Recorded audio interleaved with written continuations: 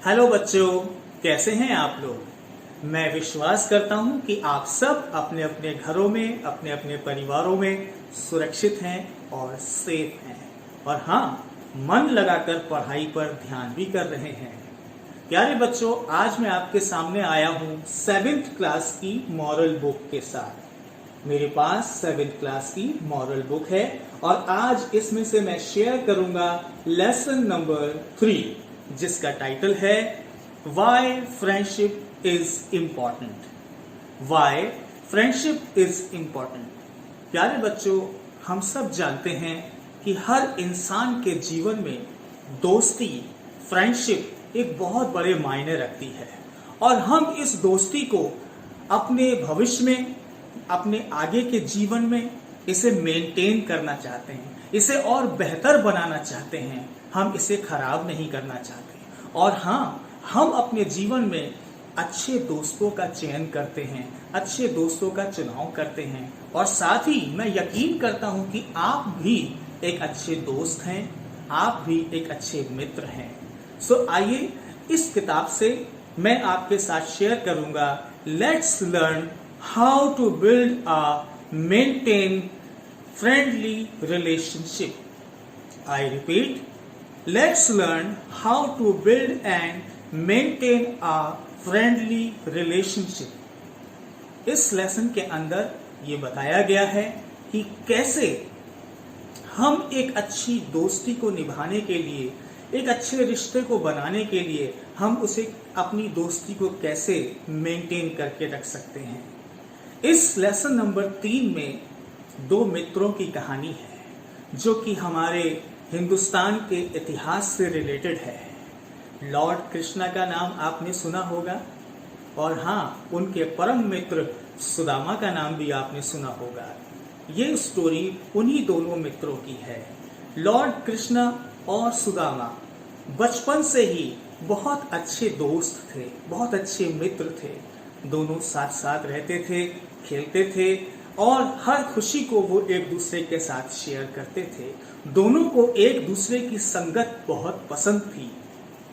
समय बीतता गया, उनकी दोस्ती आगे बढ़ती गई और जब वो बड़े हुए तो लॉर्ड कृष्णा द्वारिका के किंग बने। लेकिन सुदामा, जो कि शुरू से ही गरीब परिवार से थे, उनके जीवन में गरीबी अभी भी बनी रही। बड़े होने के बाद भी उनके जीवन में गरीबी बनी रही।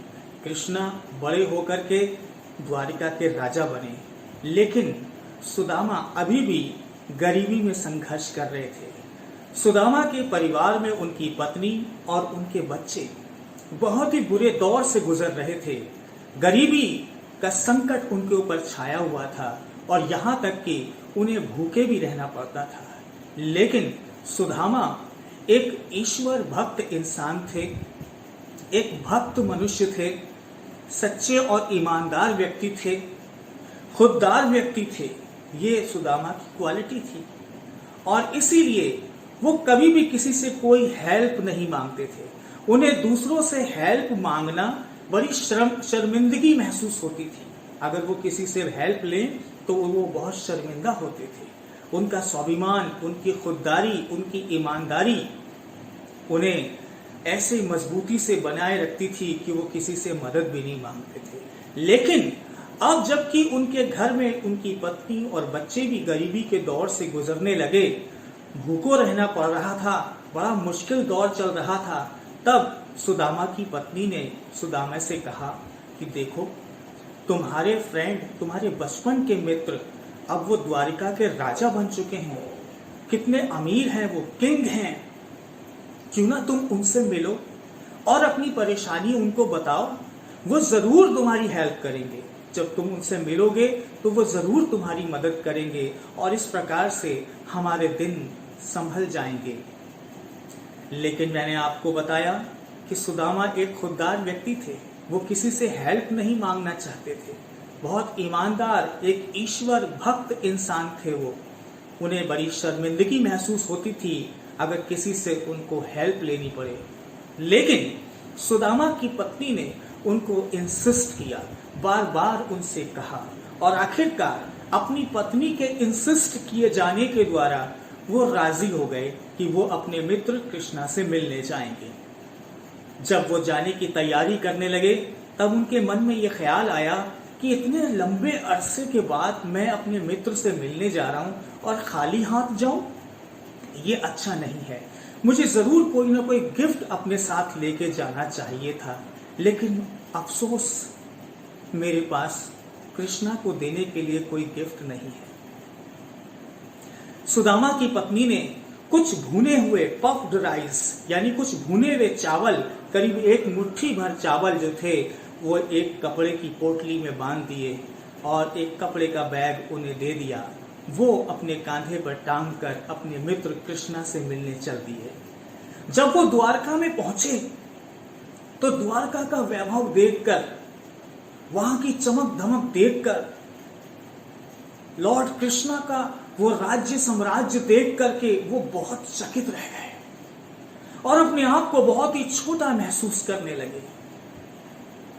लेकिन जब कृष्णा को ये पता लगा कि उनका परम मित्र, उनका बचपन का मित्र सुदामा उनसे मिलने आया है, तो लॉर्ड कृष्णा बहुत ही हम्बली, बहुत खुशी के साथ सुदामा से मिले, उन्हें गले लगाया, उनका स्वागत किया, अपने पैलेस में ले गए।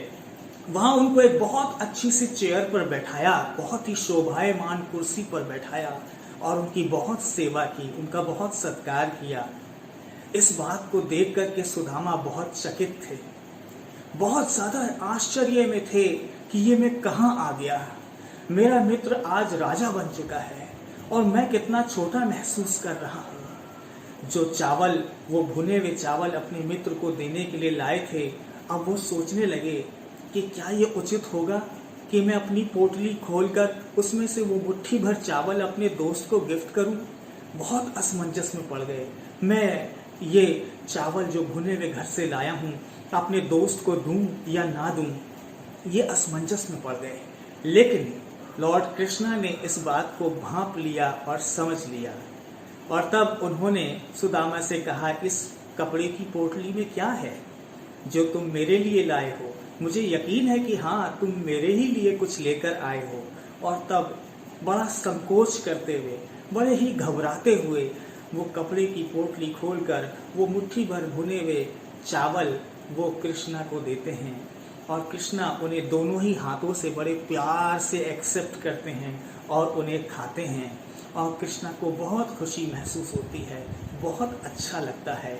दोनों ही मित्र एक दूसरे से मिलकर बहुत खुश होते हैं।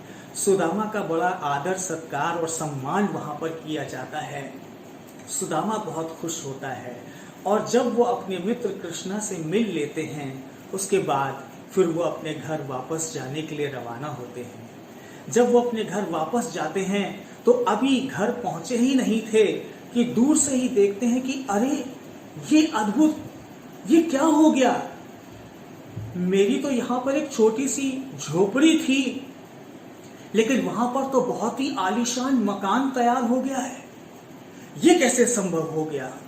मेरी तो बहुत छोटी सी झोपड़ी थी, अब ये बहुत बड़ा आलीशान मकान, यहाँ कौन आ गया?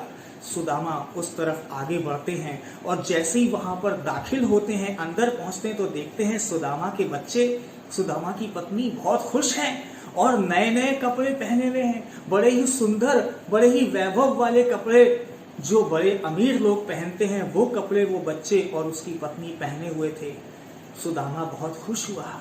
जब वो अंदर गया तो देखा कि वो मकान तो बड़ा ही वैभवशाली है, बहुत बड़ा है और उसमें सारे ही सुख साधन और सुविधाएं हैं। सोच में पड़ गए। अंदर जाकर देखा तो उस घर में बहुत अच्छी अच्छी खाने की चीजें हैं, उनका खाना बहुत, उनके घर के अंदर बहुत खूबसूरत, बहुत ही अच्छा खाना है, उनके घर में हर एक उपयोग की वस्तु है, हर चीज से वो घर संपन्न है। और तब सुदामा समझ गए कि ये ईश्वर की ब्लेसिंग्स हैं जो उसने मुझे दी हैं, ये ईश्वर की आशीषों की बारिश है जो उसने मुझ पर की है। और सुदामा और उसका परिवार बहुत खुश होते हैं और बहुत ही खुशी के साथ अपना जीवन यापन करने लगते हैं। सो प्यारे बच्चों, ये है अच्छी दोस्ती, ये है अच्छी मित्रता जो आगे जीवन में काम आती है। हम बड़े होते हैं, योग्य बनते हैं, काबिल बनते हैं, दुनिया में कोई पोजीशन हासिल करते हैं, लेकिन हमें अपने अच्छे दोस्तों को कभी नहीं भूलना चाहिए। हमें अपने अच्छे दोस्तों को कभी छोड़ना नहीं चाहिए और हमेशा हम चाहे कितने भी बड़े लेवल पर क्यों ना इस दुनिया में पहुंच जाएं, कितना भी बड़ा मुकाम क्यों ना हासिल कर लें, लेकिन हमें अपनी दोस्ती को हमेशा अच्छी तरीके से निभाना चाहिए।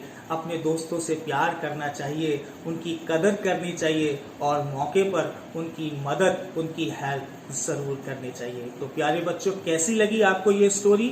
मैं उम्मीद करता हूँ कि आपको ये स्टोरी ज़रूर पसंद आई होगी। अगर आपको ये पसंद आई है तो इसे ज़रूर लाइक करें। Thank you.